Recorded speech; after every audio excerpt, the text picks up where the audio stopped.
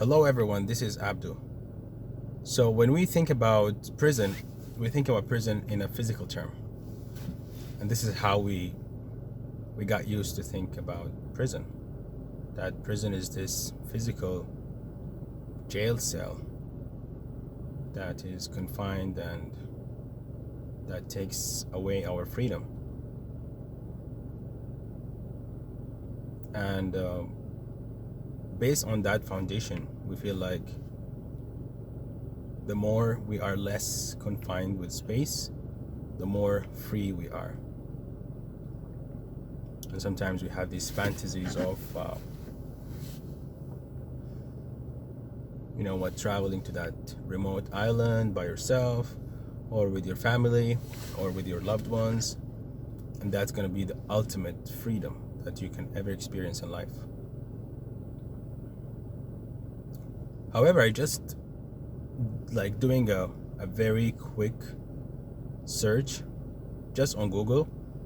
I found that the United States, the US, has got a prison population rate of 0.65% of the population, and this is being the highest in the list. So all the other countries are less than that, which means that over 99% of the world population, they are physically free. So they are not in jail cells.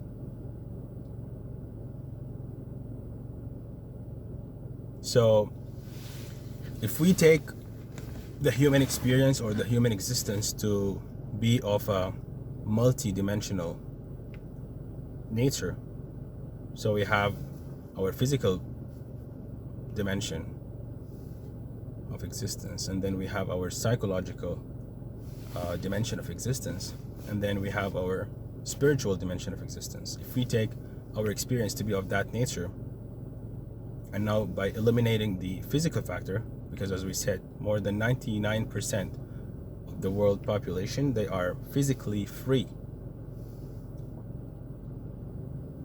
So now we can eliminate the physical factor or the physical dimension, and we are left to investigate and inquire upon the psychospiritual dimensions, the psychological and the spiritual dimensions.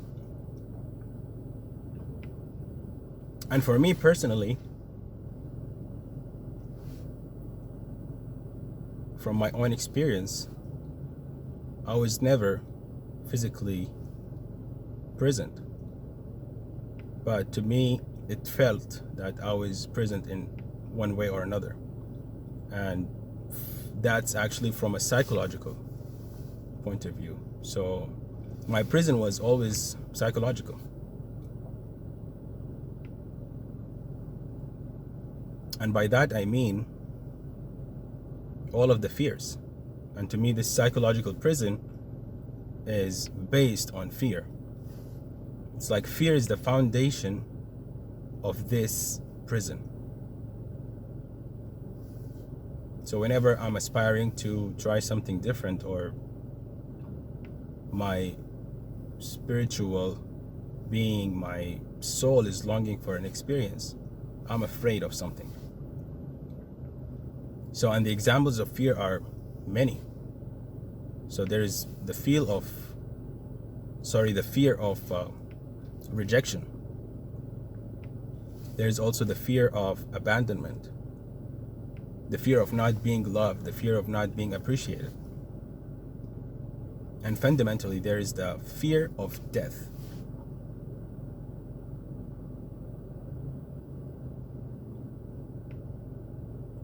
So these are the feelings and the emotion, this foundation, the fear is the foundation of this psychological prison.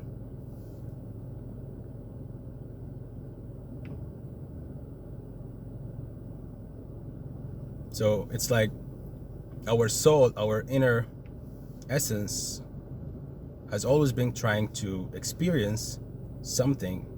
However, this fear is always hindering the experience or blocking the experience.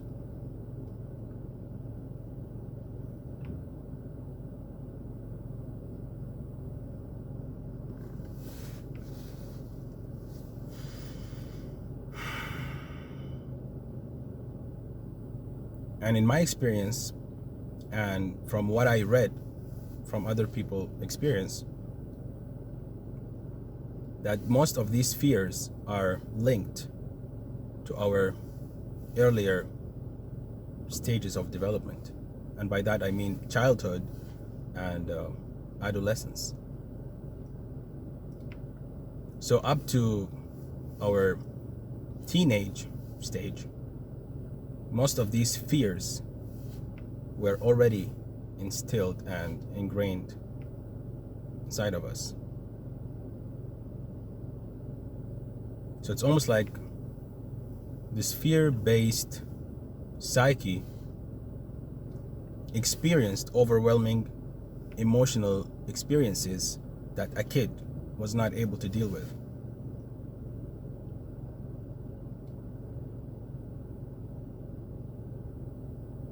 So the fear that we are feeling today has not stemmed from nothing.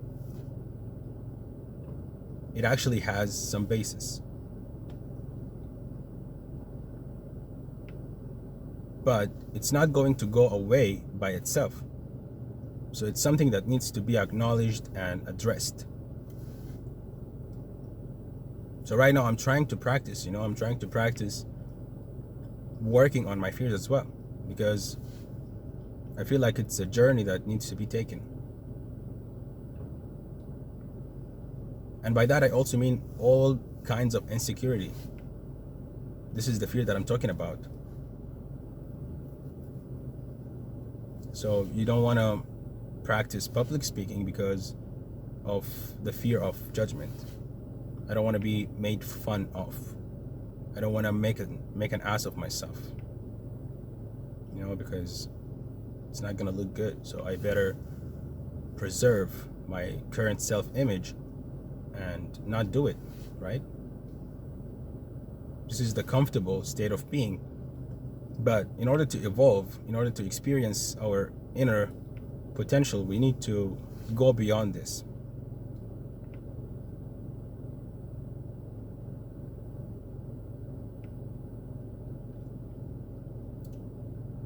So this self-healing process, it is actually a process. So first of all, we need to acknowledge the fears in order to heal the fears. Because if they are not acknowledged, if you are trying to deny the fears, because deny itself is a defense mechanism, right? If you are trying to deny the fears, then there is no way for us to heal and transform the fears.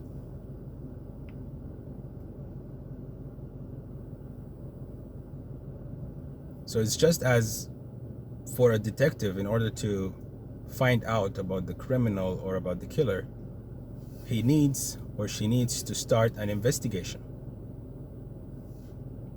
And if this investigation process doesn't start, nothing is going to happen and nothing is going to be found out. So just as we went for school for very long, for me personally, I went to school for around 17 years of my life. All of that was just to get a job at the end. And this is how society works, right? So it was a journey. It was an academic journey. And this self-healing, this psychological transcendence process is a journey as well. So this journey needs to be started and it needs to be worked on, just as we worked on our academic life.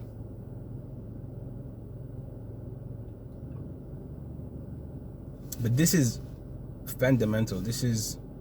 Everything is based on our psyche.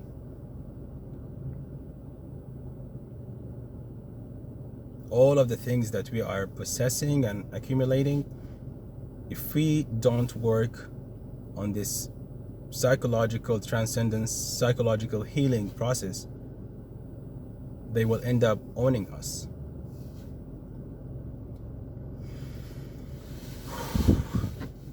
So to end this video, I know like it's not an easy process, even for myself, just to start such a video and start recording myself. It's a very uncomfortable situation to be at, especially in the beginning.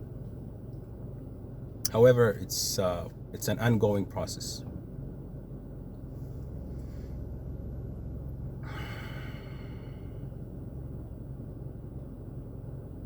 So I would like to invite myself first and invite everyone just to start this process, because to me this is the path to self-fulfillment and to true authentic living. I hope that this video was beneficial. I would like to thank you for your listening.